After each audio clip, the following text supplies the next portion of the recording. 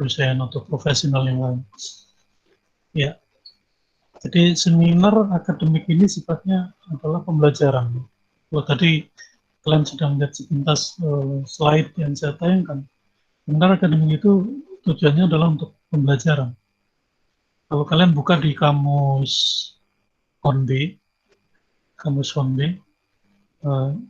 Advanced Learners Dictionary of Current English, seminar di sana didefinisikan sebagai diskusi ya, antara dosen dan sejumlah mahasiswa. Ya, jadi ada dosen di situ, ada dosen yang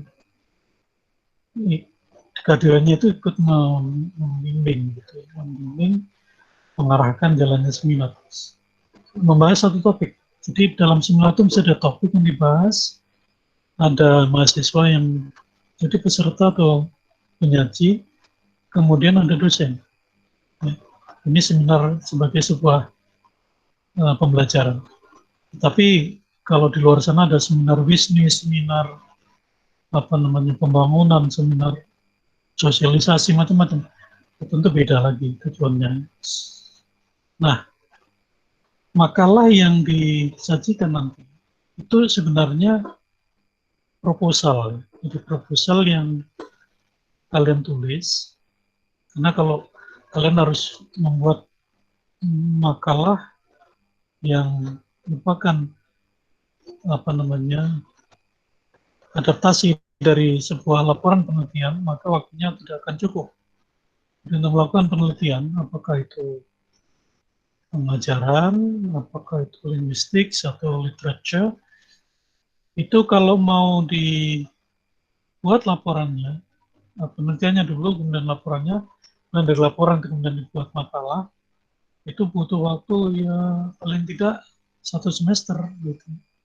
Sementara kita hanya punya waktu 1 bulan lah, 4 minggu gitu, untuk menyiapkan makalah ini. Sehingga nanti makalah yang akan kalian bawakan dalam seminar-seminar ini nanti sebenarnya adalah proposal. Jadi semacam proposal seminar, ya, seminar proposal. Nah, seperti dalam kuliah kemarin, kuantitatif ya, proposal itu bisa diteruskan menjadi penelitian, kemudian menjadi laporannya menjadi tugas akhir skripsi, atau bisa juga tidak, ya, karena ini kan literature. Misalnya, saya skripsinya mengambil linguistik, Pak. Nah, kalau begitu maka proposal ini bisa saja dilanjutkan, kemudian menjadi penelitian, lalu penelitian itu diubah menjadi artikel yang itu bisa di-submit, bisa dikirim ke jurnal, ya, jurnal penelitian. Nah, kalau itu bisa dikerjakan, mungkin bisa mempercepat waktu kuliah sekitar 1 semester lah.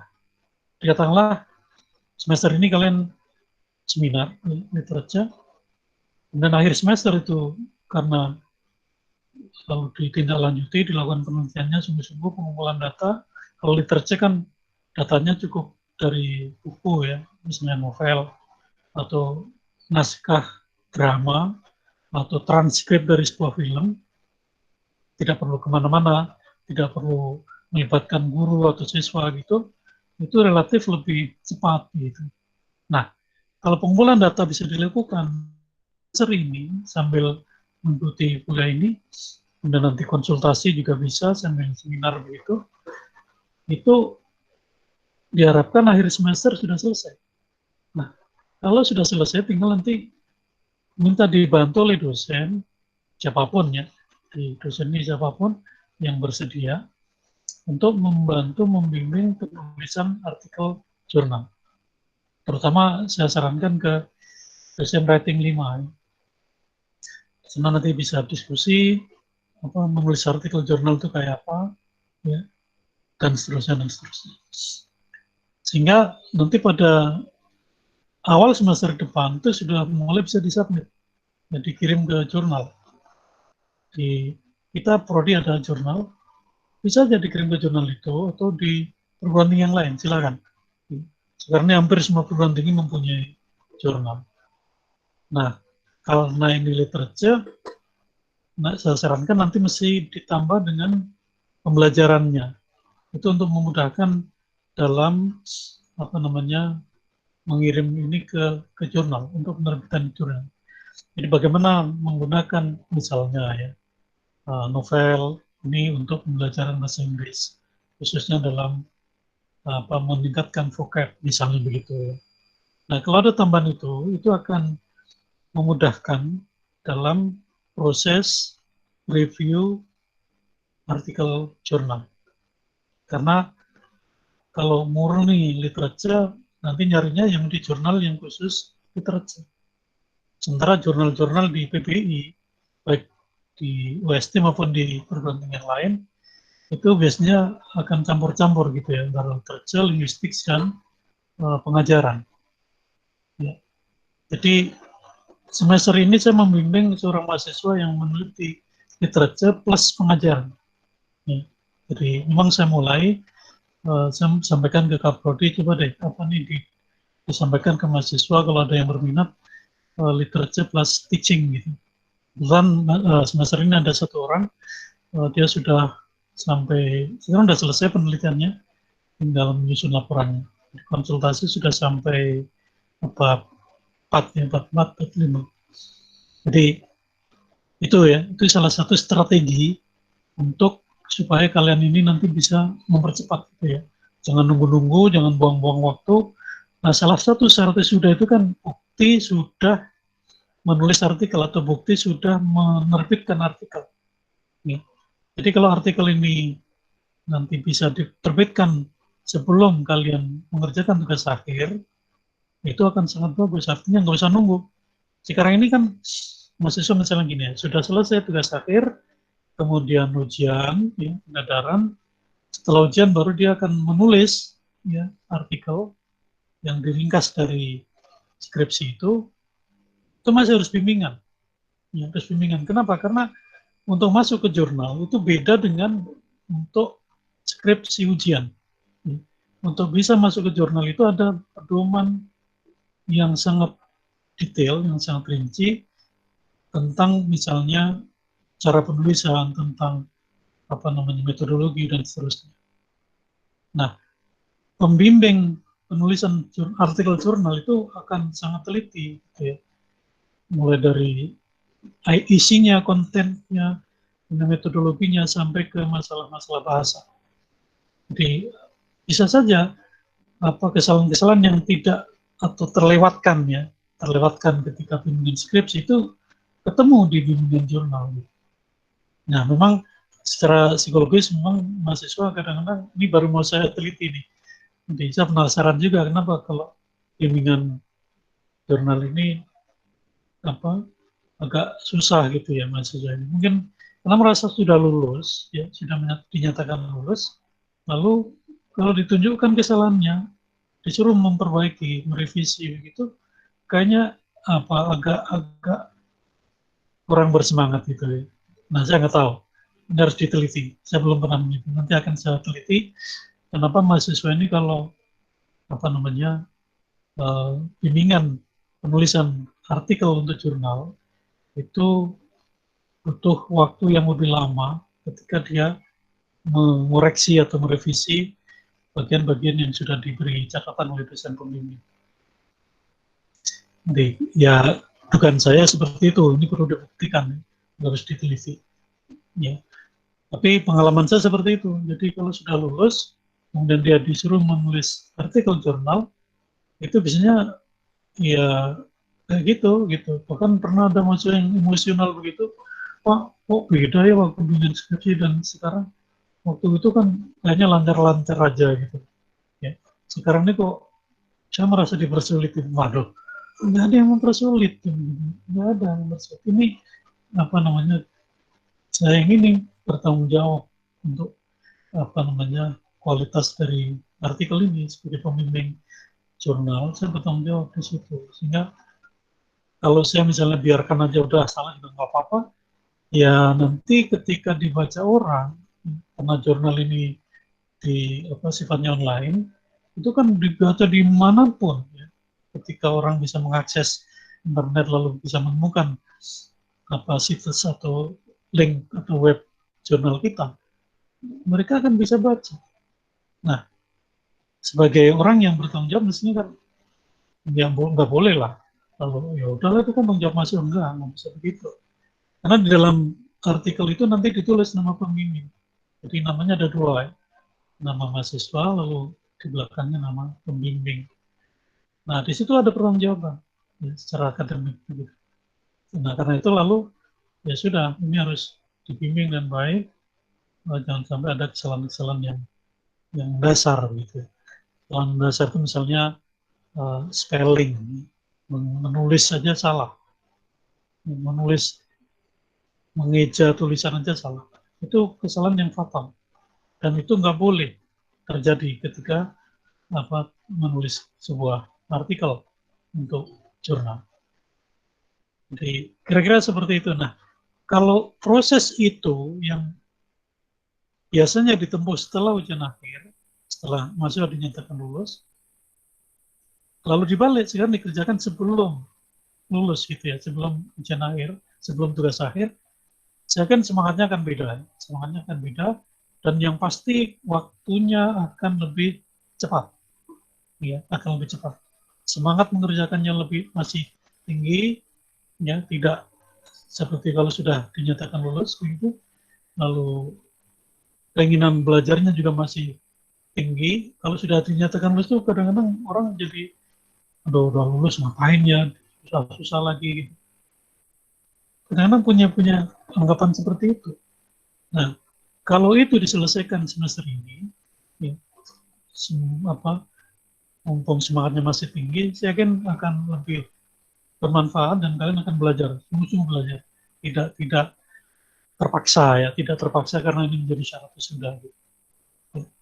Jadi monggo lah nanti direnungkan lagi apa yang saya sampaikan ini, apakah kalian akan mengambil kemarin kuantitas juga gitu. Iya, memang. Jadi artinya beginilah, kalau kalian punya dua artikel, ya, satu kuantitatif, satu literature, ya, kalau yang linguistics itu di semester 8 ya. Jadi udah linguistics satu teaching saya kurang. Yang di semester 8 apa? Seminar itu. Apa? Ricardo. Nggak hafal ya? Linguistics ya. Kalau linguistics berarti udah mepet itu. Itu sudah nggak bisa diharapkan untuk mempercepat karena semester 8 itu mestinya tinggal mata kuliah itu dan tugas akhir. Lalu akhir semester 8 udah bisa ujian gitu ya. Syukur-syukur kalau sebenarnya bisa maju di semester 6 itu akan lebih cepat lagi. Jadi kalau ini karena ini masih semester 6 ini bisa mempercepat. Semester ini ada seminar literature dan cuma literature ya? Atau ada yang lain? Nggak hafal ya? Ya? Ingat, Pak. Nggak ingat? Ya diingat-ingat lah. Jadi ini saya sampaikan juga untuk mendorong supaya nih tingkat kelulusan mahasiswa masa studinya itu semakin cepat gitu, tidak lebih dari 5 tahun gitu. Selama ini kan PPI ini kan terkenal paling lama ya meluluskannya karena ya itu terkendala di tugas akhir. Nah kalau kedepannya ini mahasiswa bisa mengasah strategi, ya, kalau bisa lebih cepat lulus itu akan sangat bagus. Ya untuk semuanya, bukan hanya untuk dosen, bukan hanya untuk prodi, tapi juga untuk mahasiswa dan orang tua dan sebagainya. Baik, itu ya. Jadi nanti yang akan disajikan itu sebenarnya adalah proposal. Nah, karena proposal isinya baru ada 3 bagian, ya, seperti yang saya jelaskan kemarin. Jadi ada bagian pendahuluan, ya, introduction, kemudian ada bagian literature review, kajian teori, kajian pustaka, kemudian ada bagian metodologi penelitian, atau research method, metode penelitian. Nah itu yang nanti akan diseminarkan, ya. Yang nanti pertanyaan atau diskusi dalam seminar itu akan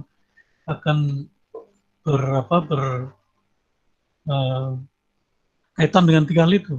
Ya, misalnya menanyakan judul, menanyakan latar belakang, membahas soal teori-teori yang dipakai, membahas metodologinya. Itu kira-kira seminar akan ke sana. Nah, kalau di S2, di S3, proposal memang diseminarkan, ya ada masukan, lalu tentu harapannya ada perbaikan ya. Nah, kita harapkan juga di sini nanti terjadi begitu juga ya. Jadi ketika sudah disampaikan, disajikan, kemudian dibahas, lalu ada masukan dari dosen. Nah, coba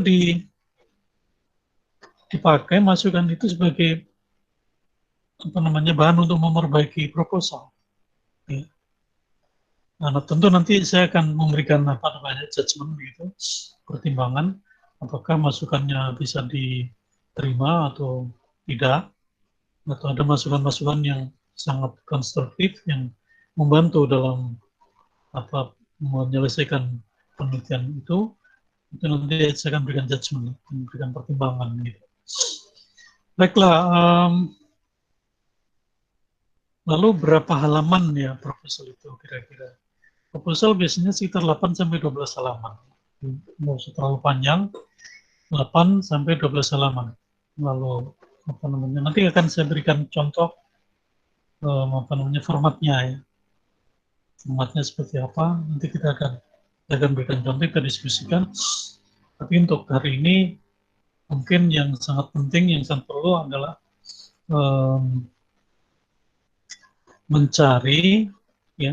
boleh mencari contoh-contoh makalah seminar di internet ya, boleh, silakan cari. Jadi mencari inspirasi untuk menemukan judul gitu, silakan cari di internet, tapi bukan untuk dicontek ya, bukan untuk disontek, tapi untuk dijadikan sebagai bahan pembanding, ya, sebagai bahan untuk acuan gitu, ya. Bukan untuk dicontek. Kalau dicontek ya nanti repot sendiri. Karena pengalaman nanti yang paling penting begini seminar itu ya. Ini yang terkait dengan nilai. Nilai itu nanti pertama ya makalahnya kan dinilai. Makalahnya udah lengkap atau belum? Kemudian isinya sudah sesuai dengan ketentuan penulisannya atau belum? Kemudian referensinya cukup atau kurang gitu ya. Kemudian penulisannya sudah bagus atau belum, menggunakan bahasa Inggris yang bagus atau masih kacau gitu kan. Itu kira-kira penilaian untuk proposalnya ya. Nanti itu nilai masuk ke nilai ujian MIT ya. Nilai ujian MIT. Jadi nilai dari makalah yang pertama, nah saya harapkan nanti dikumpul di minggu keempat ya. Minggu keempat dikumpulkan makalahnya, proposalnya ya, dikumpulkan. Nah, itu nilai dari makalah yang dikumpulkan pada minggu keempat itu nanti akan saya masukkan nilainya ke nilai ujian MIT. Nah, kemudian untuk nilai ujian akhirnya apa? Nilai ujian akhir nanti akan dinilai dari presentasinya, ya, presentasinya. Jadi pembawaannya ketika menjadi presenter, ya, lancar atau tidak, dan membaca atau enggak, karena itu penting ya. Jangan sampai nanti kalian itu membaca ketika mempresentasikan makalah.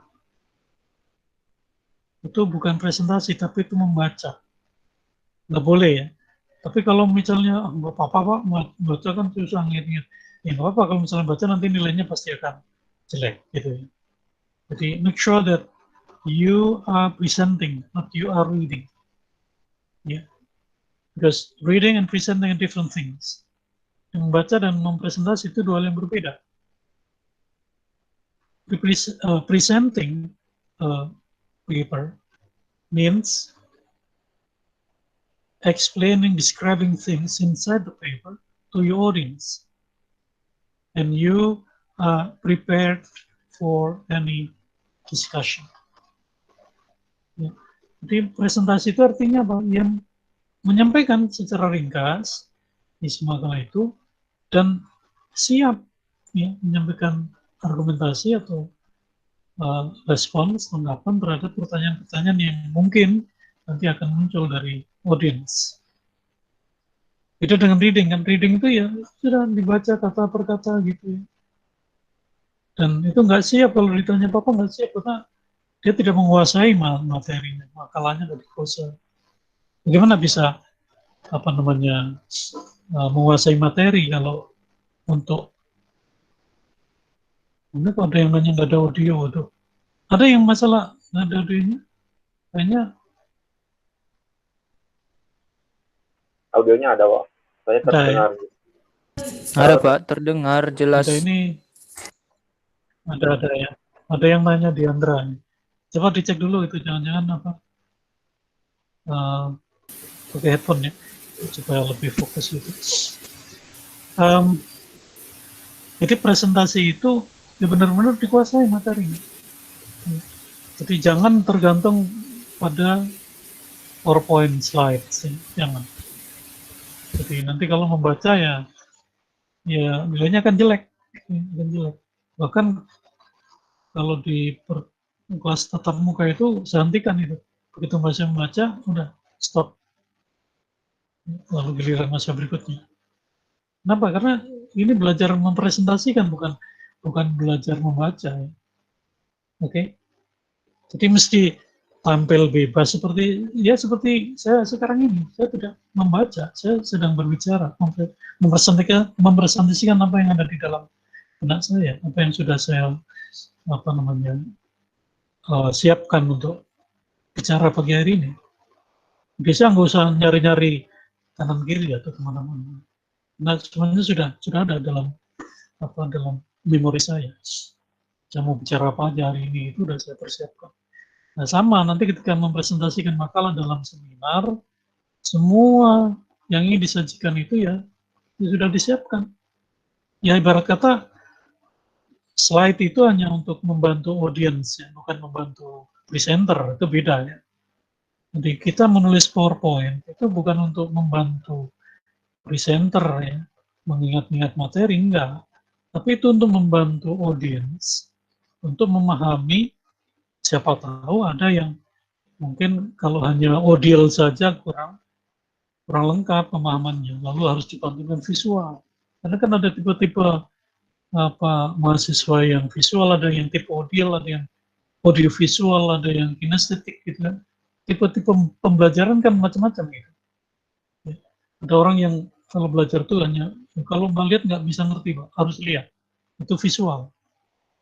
Ya. Tapi ada juga yang audio, cukup mendengar aja dia udah ngerti tanpa harus melihat. Tapi ada yang audio visual, melihat saja nggak ngerti, dengar aja ngerti, harus dua-duanya, yang mendengar yang melihat. Nah, tapi ada juga tipe pembelajaran yang lain, kinestetik. Jadi dia seluruh anggota tubuhnya harus bergerak, nggak bisa dia diem gitu. Ya, dia harus pegang apa, kemana-mana gitu, harus apa, dia harus hiperaktif gitu lah istilahnya ketika belajar gitu. Ya, itu tipe-tipe pembelajaran. Nah, ketika orang mempresentasikan makalah dalam seminar, lalu kenapa orang bikin PowerPoint itu karena untuk membantu, tujuannya untuk membantu audiens,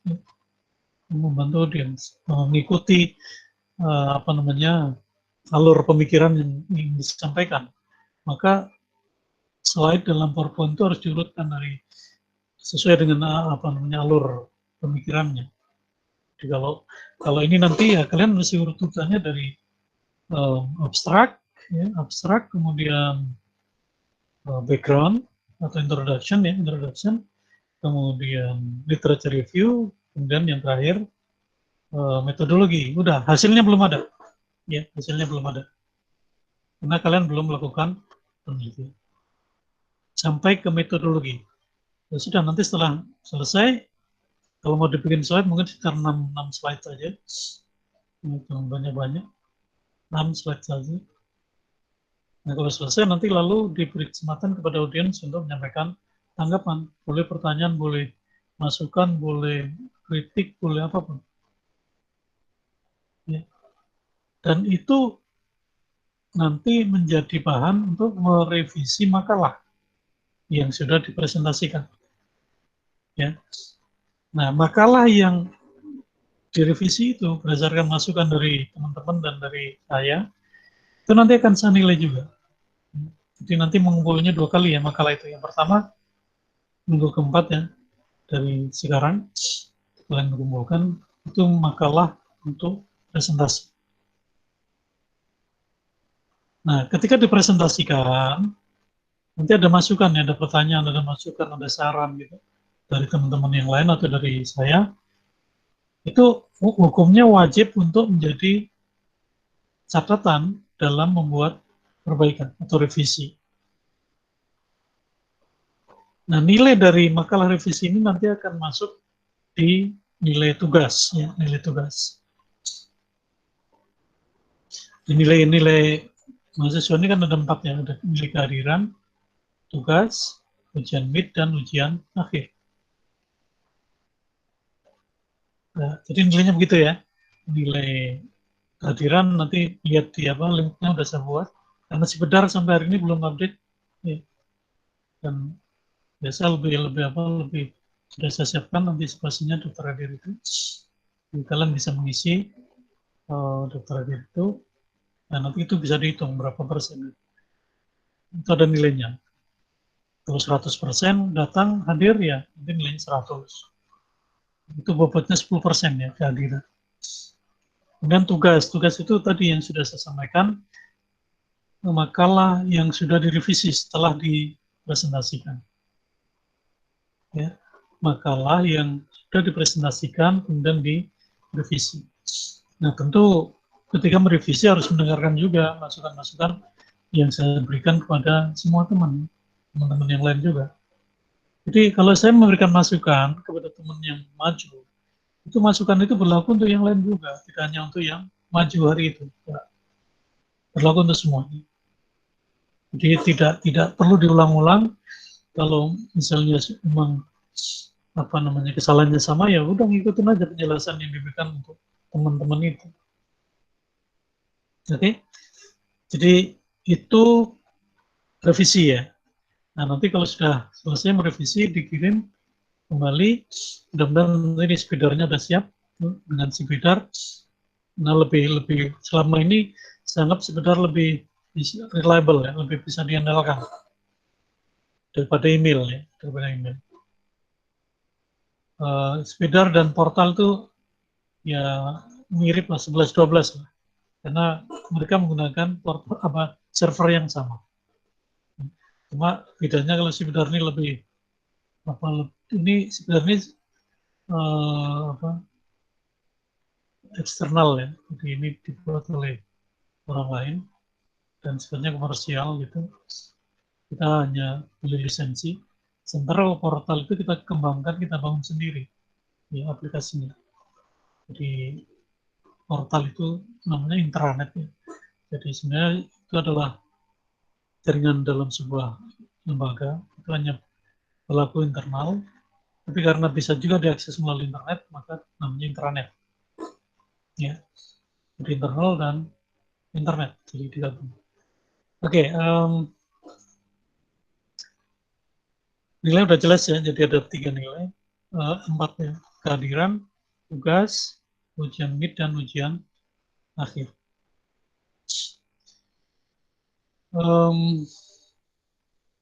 Apalagi mungkin ada yang ingin menyampaikan sesuatu, silakan bertanya sebelum saya lanjutkan ke yang lain. Baik, kalau tidak ada, maka tugas yang harus dikumpul minggu depan adalah judul ya. Minggu ini kalian cari judul makalah, judul penelitian yang akan dibuat proposalnya. Tentu mencari juga karya sastranya ya. Misalnya saya mau analisis novel ya, udah cari dulu karya sastranya novelnya. Saya mau analisis movie ya, silakan. Ya, silakan.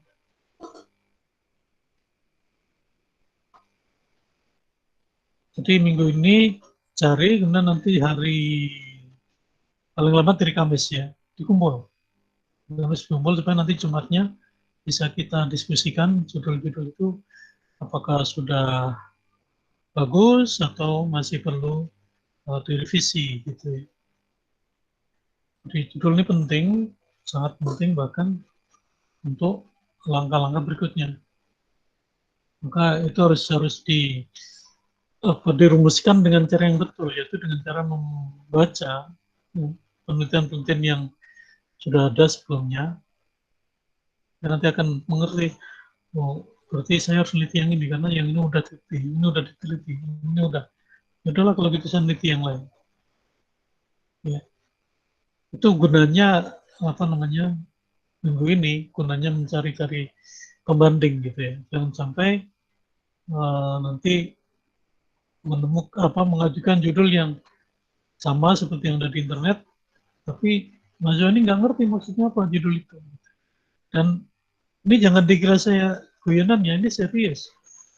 Jadi pengalaman saya dengan mahasiswa skripsi itu, ketika mereka mengajukan judul, itu saya tanya, ngerti nggak judulnya mau? Nggak ngerti. Loh, kok bisa mengajukan judul nggak ngerti? Ya karena itu kan ada di internet Pak, nggak bisa begitu. Bikin judul tuh apa harus ngerti lah, minimal ngerti apa variabelnya, itu unsur-unsur yang dalam judul itu apa. Misalnya apakah ya paling nggak ada dua unsur ya, dua unsur. Misalnya unsur karya sastra dan unsur analisisnya. Karya sastra itu misalnya apa? Oh ini drama, oh ini dramanya sudah diubah jadi film, ini novel, ini cerita pendek. Itu karya sastranya. Nah kemudian unsur yang terkait dengan karya sastra itu dalam nanti menganalisis dalam metodologi apa misalnya apakah yang dianalisis itu plotnya, karakternya, temanya, ya, itu variabel yang kedua. Ini nanti judulnya akan berbunyi analisis tema novel, misalnya novelnya berjudul The Old Man and the Sea, ya, misalnya. Jadi ada dua, paling nggak ada dua variabel ya, ada dua unsur gitu. Unsur analisisnya apa, atau fokus analisisnya apa, kemudian yang kedua unsur sastranya. Oke, itu judul ya. Jangan sampai nanti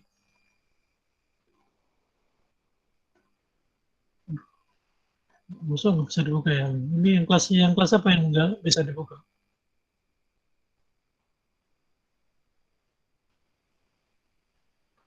Minta kelas mana?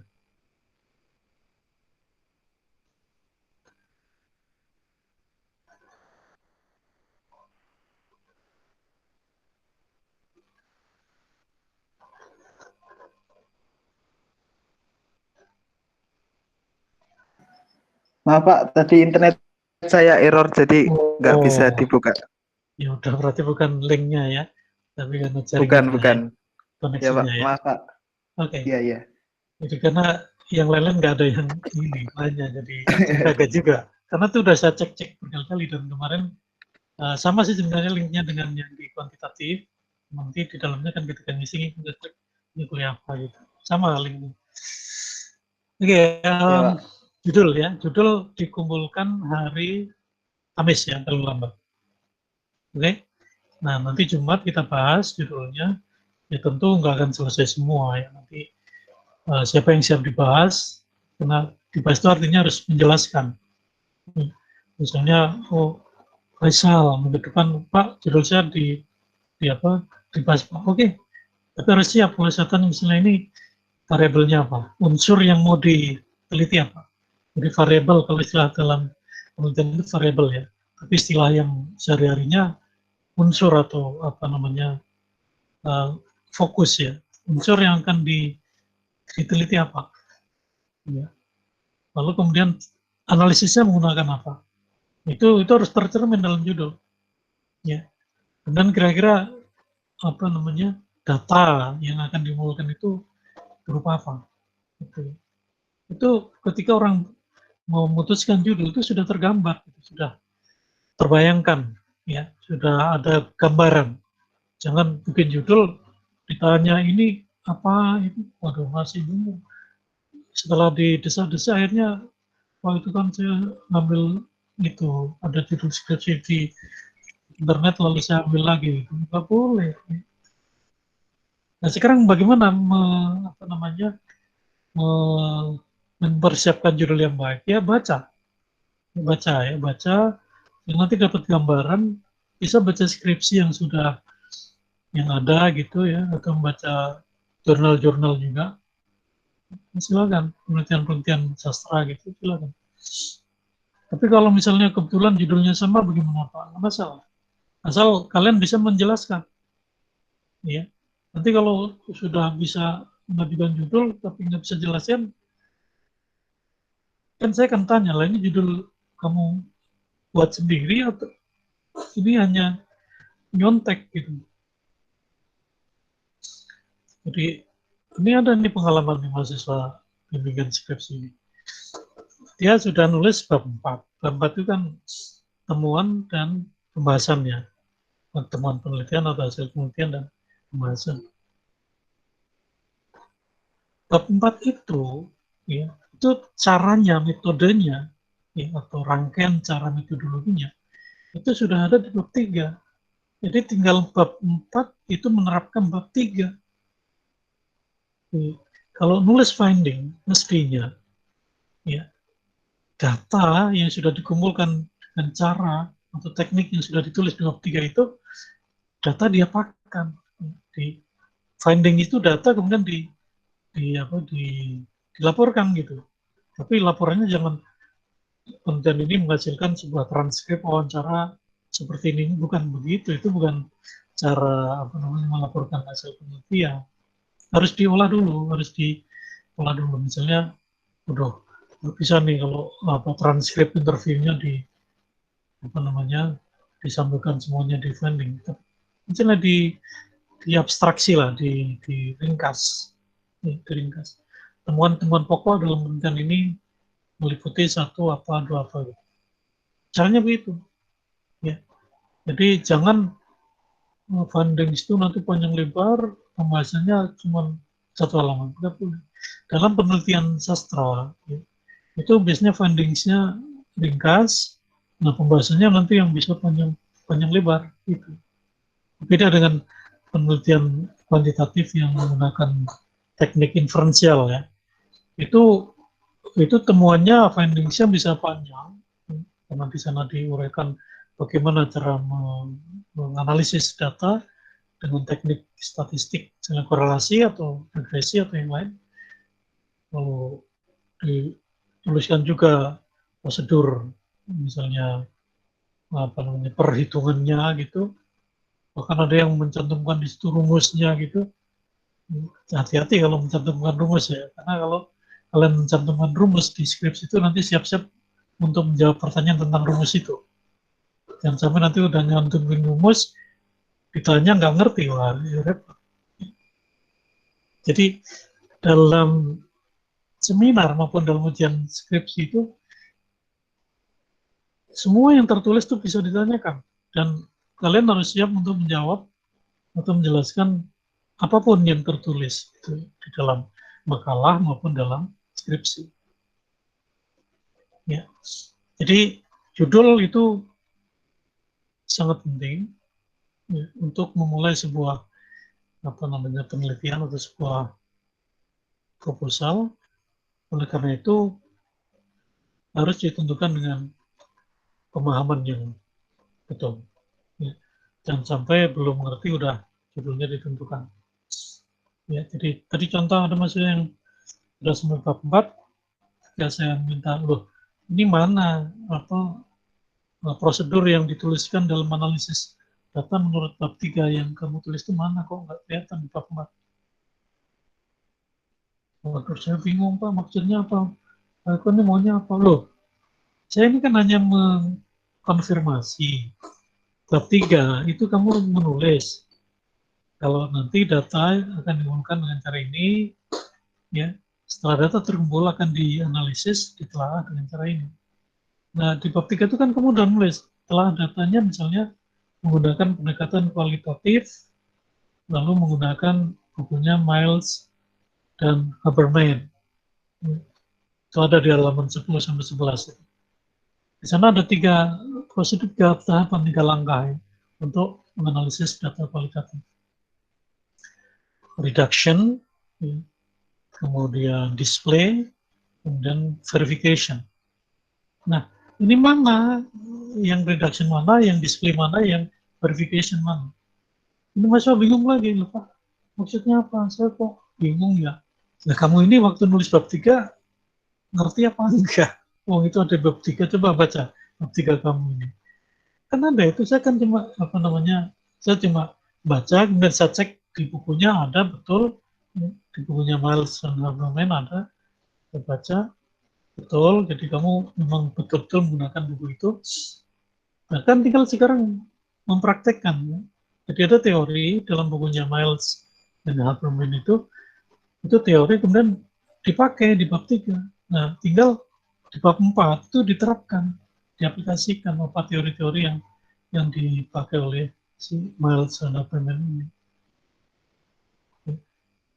Jadi jangan sampai ya menulis makalah atau menulis skripsi, tapi nggak ngerti apa yang ditulis, nggak boleh.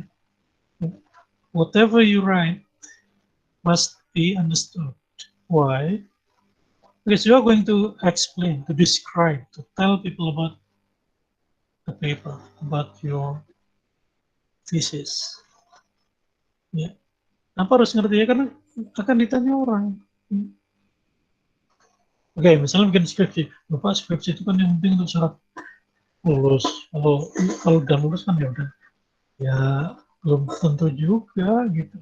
Siapa tahu nanti suatu saat ada orang menemukan skripsi itu di perpus ya. Mungkin tetangga atau ponakan atau sepupu yang kuliah di PPI juga gitu.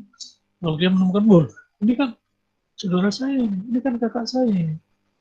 Ya kan? Kebetulan dia juga ingin menulis skripsi, lalu tanya, dulu gimana kak waktu membuat ini kok? Saya bingung nih, metodologinya kok seperti ini. Metodologinya udah benar, tapi di babnya kok enggak sesuai dengan bab 3, gimana? Ya. Nah coba, kalau seperti itu, ya, repot kan? Repot. Apalagi kalau karena udah lama misalnya, lalu udah lupa, nggak bisa menjelaskan, waduh, nanti bisa-bisa oleh sepupu atau tetangga itu, wah berarti dia tuh lulusnya nggak bener gitu ya. Lulusnya nggak bener, masa bikin skripsi, ya kan, ditanya nggak ngerti sih. Ada dosen yang kadang-kadang gregetan gitu kalau nanti mahasiswa di ujian skripsi itu, sampai nanya ini, yang nulis ini siapa sebenarnya? Sampai ditanya kayak gitu. Ya karena ditanya nggak jawab, ditanya nggak jawab. Kalau jawab kemudian diklarifikasi, bingung. Waduh, kan jadi punya alasan gitu untuk menanya, who actually wrote the paper? Who was the writer of this report? Ya, ini siapa sih yang bikin ini? Skripsi ini? Ya saya Pak, tapi kok nggak ngerti. Jadi itu ada di benak masyarakat itu. Jadi orang nulis itu memang risikonya, konsekuensinya dia harus ngerti. Nggak boleh nulis tapi nggak ngerti.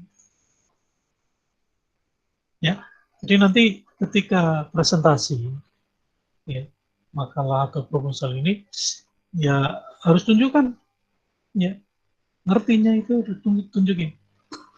Karena itu nanti termasuk dalam penilaian presentasi tadi ya. Penilaian presentasi itu bagaimana dia menyajikannya, bagaimana dia menanggapi pertanyaan dari teman-teman, bagaimana dia nanti menanggapi pertanyaan dari dosen saya, ya itu nilai presentasinya seperti itu. Kalau nggak presentasi gimana Pak? Ya nanti nilai yang terkumpul apa kalau saya begitu? Nilai tugasnya ada, nilai MIT-nya ada, tapi nggak presentasi, berarti dia kehilangan nilai ujian akhir.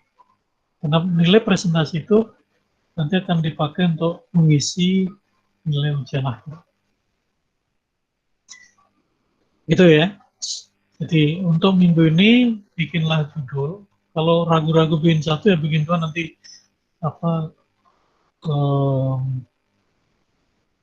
biar saya berikan pandangan mana yang lebih visible, lebih layak untuk dilanjutkan dan mana yang enggak gitu. Atau dua-duanya, misalnya kalian bikin dua tapi dua-duanya jelek gitu ya. Nanti kan saya bilang ini nggak ada yang bagus. Ya, cari lagi, harus pilih lagi. Gitu ya. Jadi silakan nanti apa namanya mulai mencari. Jadi nggak mungkin lah kalian bisa menulis tanpa membaca. Itu sudah apa namanya sudah menjadi semacam adagium gitu ya, mendekati kebenaran. Orang hanya bisa menulis kalau dia membaca. Menulis dalam arti creative writing ya, bukan menulis dalam arti rewriting. Tidak. Kalau rewriting, orang menulis ulang itu bisa tanpa baca. Tapi harus baca dulu kan, maksudnya rewriting. Dia baca, oh kalimatnya di sini, the buffalo lives in jungle alone. Untuk bisa menuliskan kalimat itu, kan harus baca dulu. Ya. Karena rewriting, ya. Baca, lalu tulis ulang. Ya. Apalagi yang creative writing seperti ini. Ya. Jadi, menuliskan sesuatu yang belum ada. Ya, belum ada. Adanya kan setelah penelitian, setelah penelitian selesai, baru ditulis apa yang terjadi, apa yang dilakukan selama penelitian. Jadi mutlak nggak bisa nggak baca gitu, harus baca. Yang dibaca apa ya, laporan penelitian terdahulu. Dan itu nanti akan sangat penting ketika kalian menulis literature review. Ya, literature review. Ini mulai harus dibiasakan ya, literature review itu, karena ini kebetulan mata kuliahnya literature, tapi di tempat lain literature review dipakai juga istilah itu. Tapi artinya bukan literature ya, literature dalam artian apa namanya, written text, imaginative, beautiful, insightful piece of writing, bukan itu. Literature dalam pengertian pustaka, ya. Jadi bahan-bahan bacaan. Itu literature review. Kalau literature sebagai sebuah nama mata kuliah itu memang dia membahas soal-soal karya sastra, ya. Karya sastra, apakah ya berupa puisi, apakah fiksi, atau berupa drama. Nah, literature review harus kuat di sana ya, harus kuat, harus bisa menyampaikan apa namanya, permasalahan yang akan dibahas ini kenapa gitu. Jadi makalah ini kan usulan ya, proposal ini kan usulan untuk penelitian. Setelah judulnya ditentukan, kemudian kalian mencoba menyampaikan di dalam background ya, introduction itu, latar belakang itu adalah kenapa ini perlu diteliti, kenapa ini perlu diteliti. Jangan karena belum pernah diteliti. Hampir semua hal dalam kehidupan ini pernah diteliti. Jadi kalau mau mencari sesuatu yang belum pernah diteliti sangat sulit ya. Lu bayangkan yang namanya virus corona itu begitu muncul di Cina sana, di Wuhan bulan Desember, itu pada bulan yang sama di mungkin 20 hari setelah virus itu sudah muncul apa namanya laporan-laporan penelitian. Ya tentu penelitian laboratorium ya. Jadi bagaimana virus itu terdeteksinya, lalu bagaimana cara mengantisipasi supaya kita tidak kemasukan virus itu. Itu sudah muncul artikel penelitian tentang virus corona yang muncul pada bulan Desember ya, tahun 2019. Itu hasil penelitiannya belum muncul di bulan itu juga. Jadi bayangkan, karena kita ini kan hidup tidak hanya Jogja, di mana-mana. Ya, mungkin kita nggak neliti, tapi orang lain neliti. Itulah kenapa saya bilang tadi, hampir nggak ada apapun di bumi yang belum pernah diteliti. Jadi jangan memaksa-maksa untuk saya harus nyari sesuatu yang belum pernah diteliti, nggak akan ketemu. Nggak percaya silakan aja nanti bikin judul lalu cek di Google gitu ya, di mesin pencari, tidak harus Google. Mesin pencari kan cukup banyak, silakan cari. Nanti masih ada yang mirip-mirip. Ya. Jadi lah bagaimana Pak? Ya, ya konvensinya di kalangan akademisi itu judul itu ya boleh misalnya sama, tapi harus ada pembedanya. Tidak sama mutlak, enggak. Sama judulnya gitu. Tapi isinya ada perbedaan. Kenapa? Karena ada perbedaan dalam penggunaan teori, ada perbedaan metodologi. Tuh. Jadi judul boleh sama, tapi isinya tidak boleh sama atau tidak mungkin sama. Oke? Nah, jadi silakan nanti dan saya benar-benar nih ya pesan jangan asal nyomot ya, nyomot dari internet itu. Karena that's not you. And if the topic is not you, then I guarantee that it will be very, very hard for you to go on with that topic. Even to explain or describe the topic to the audience, that would be very, very hard. Akan sangat sulit. Karena itu judul orang lain. Nah, orang lain ini kan pakai proses berpikir, merenung, merenungnya sambil mancing, mancingnya nggak dapat ikan, dapat masalah gitu. Jadi ini orang mancing masalah bukan mancing ikan.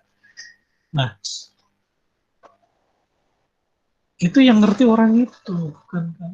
Nah, kalau kalian mau mendapat judul dan mengerti maksud judul itu ya mulailah dari nol, baca tertarik dengan novel ini.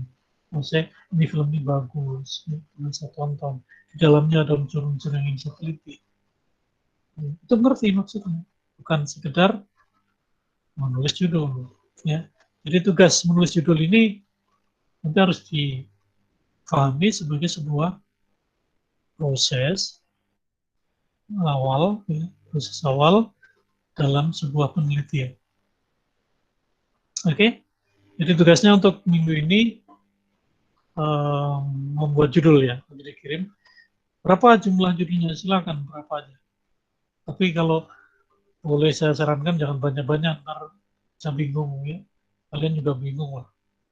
Lalu berapa? Ya 2 gitu, 2, 3 boleh. Kalau lebih dari 3 itu udah membingungkan dan ya kalian bingung, saya juga bingung. Karena akan mengalami kesulitan ketika harus memutuskan satu di antara 3 itu mana. Oke, jadi pagi ini saya sudah menjelaskan banyak hal ya. Mudah-mudahan masih diingat semua. Kalaupun enggak nanti videonya akan saya upload di YouTube. Ya. Cuman saya nggak tahu ini kenapa YouTube YouTube ini Google ini tidak seperti semester yang lalu ya. Jadi rekamannya muncul baru sehari setelahnya. Biasanya sore nanti udah muncul gambar rekaman yang dibuat saat ini. Tapi ya nggak apa-apa lah, nanti kita tunggu kapan munculnya. Oke, jadi, mungkin ada